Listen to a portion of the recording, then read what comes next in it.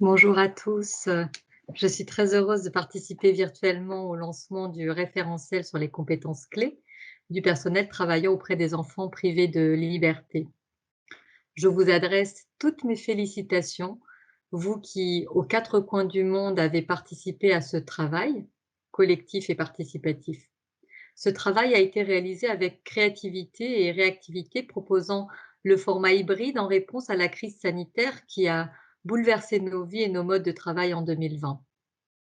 Aujourd'hui finalisé, ce référentiel est le fruit de tous vos efforts et le partage de vos réflexions. Il s'inscrit dans la continuité des trois premiers référentiels destinés aux forces de police et de sécurité, aux travailleurs et travailleuses sociaux et au personnel de la justice.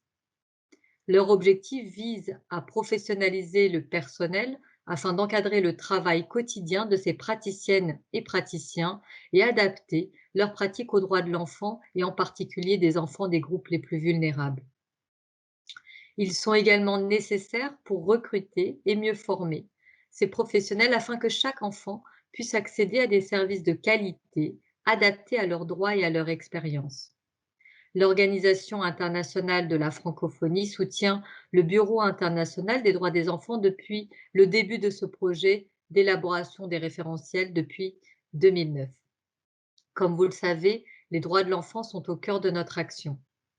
Cet engagement en faveur des droits de l'enfant a été réitéré par les ministres des 88 États et gouvernements membres de la francophonie à l'occasion de la 36e conférence ministérielle de la francophonie qui s'est tenue en octobre 2019, année de célébration du 30e anniversaire de la Convention des Nations unies relative aux droits de l'enfant.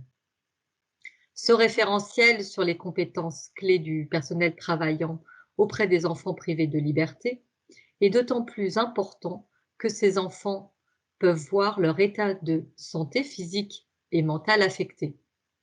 Cette privation de liberté nuit à leur développement et épanouissement. Et les professionnels agissant dans ce cadre doivent être outillés et formés pour agir et intervenir en respectant les droits de l'enfant et ses besoins.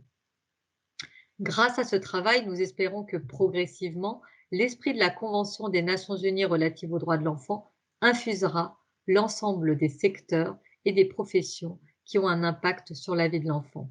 Je vous remercie.